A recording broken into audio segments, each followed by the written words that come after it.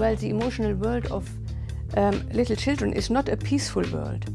It's a world in which the child experiences intense desires, intense anxieties. It's a time when, for the first time, love relationships come onto the scene. And with love relationships, problems appear on the scene.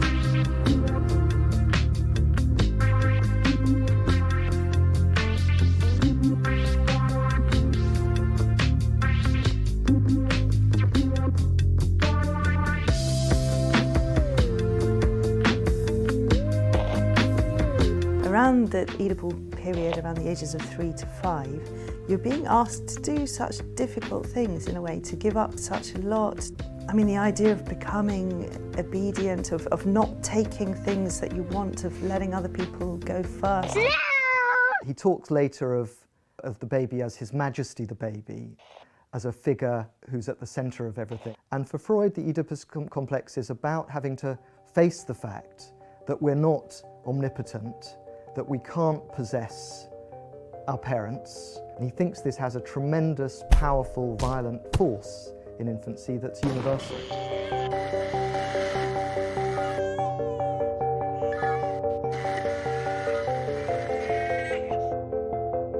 The Oedipus complex is a genuine complex. So it's not an Oedipus simplex. In its simple and misunderstood form, it is about that the child loves the parent of the opposite sex and hates the parent of the same sex as a rival. There was the early idea in psychoanalysis that the boy loves the mummy and the girl loves the daddy, and some people today still believe in that. But Freud had already recognized that things are more complex. He revised that theory to say that both little girls and little boys love, first of all, their mother. Because she's the one who has provided all the care for the child, or whoever stands in for the mother.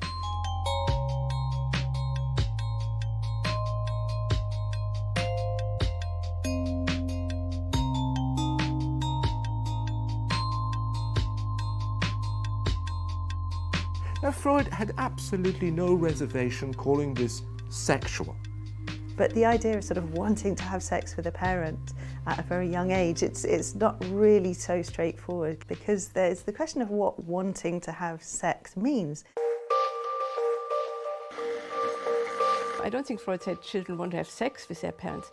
What children want is, at the Oedipal stage, they want to, in some way, possess the mother, they want to fuse with her. They have some idea that the genitals may play a part in this as well, but they have no clear idea, and certainly not the idea that it involves what adults would consider to be genital sex. And so if, as a, I don't know, a 23-year-old, you say, I want to have sex with that person, that might mean one thing to you.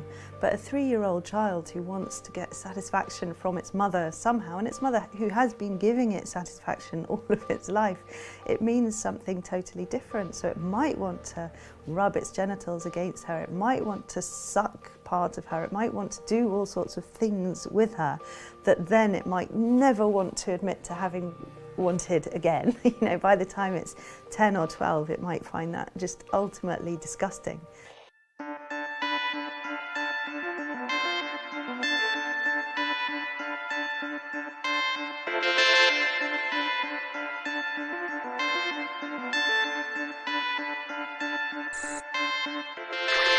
For Freud, the child itself wants to be loved. It's not just about the child loving, it's also about the child being loved. But mother's got other fish to fry. She's interested in other things. There's a competition, there's a rivalry of some sort. So the Oedipal triangle is about love and jealousy. So it's about love and exclusion and hatred as it weaves itself into that.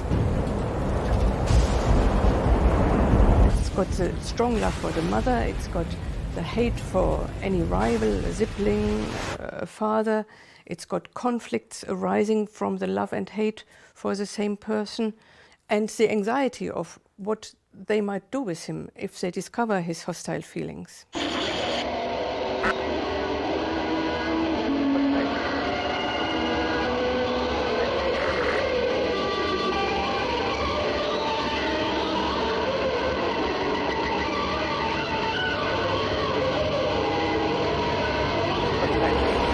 the child will naturally cling to the mother. Now, when the mother also clings to the child and doesn't allow enough separation, maybe because the child is the only thing that the mother enjoys in her life, then that can become problematic for the child. And that would be part of the Oedipus complex. And so a mother might be incredibly overwhelming, and actually you might, the idea that your dad could step in and do something about that, you might go to your dad because he's laying down a rule, but you might also be incredibly relieved that he was able to do that for you. So the father in the Freudian model is the person who represents authority, who represents the law, and who in a sense also functions, and this is very crucial, as a love object for the mother. It just needs to be something that captures mother's interest more than we do. It could be another woman, it could be a family friend, it could be a relative. Anyone who has the function of separating the mother from the child and the child from the mother.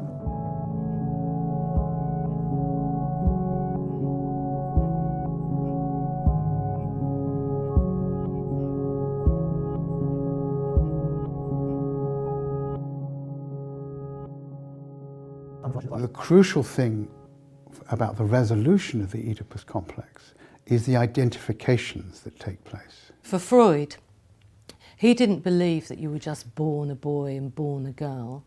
He thought that how we move to the position of either being a boy or a girl, or indeed a man or a woman, comes about at the time of the Oedipus complex. So one of the points of having a father and a mother, according to classical psychoanalysis, is that you have these exemplars, these instances of gender. You have to position yourself in relation to this idea of man or woman. Then you have to try to ascribe a meaning to it. And in a way, you can't really ascribe a meaning to it that sticks. Whatever you say a man is, you'll come across a man who isn't that, and vice versa. And these are really difficult and intense crisis moments for a young child to cope with, and the result is not necessarily always a stable situation.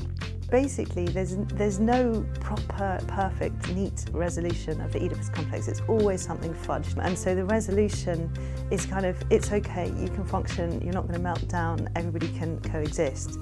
But it's always just, it is a mess.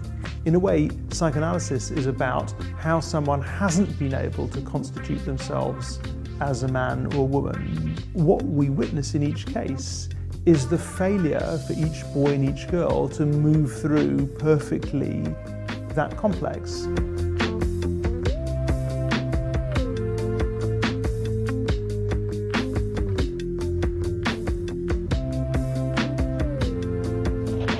There is the idea in psychoanalysis that the Oedipus complex and how we dealt with it either marks us for life or haunts us. That it's very, very critical. And you can see that at work in adults, because what do people talk about when they come and see a psychoanalyst, apart from directly about their symptoms, recurrent nightmares, depression, anxiety? What do they talk about? Well, they talk about relationships at work, they talk about the relationships they have with boyfriends, girlfriends, partners, but they also talk about their parents. They talk about their family. Quite often one sees that what Freud characterized as the Oedipus complex continues to work through in adult life. One could say that there's a normative Oedipus complex which differs for boys and for girls. Whether we actually see that complex obtaining in each individual case is another question. What we see are the ways in which people have failed to live up to the kind of Oedipus complex that we read about in textbooks. And psychoanalysis is really about, to a certain extent, exploring the history of that failure. Oh yeah, isn't that what human life is? Just trying to get over the horror of your family.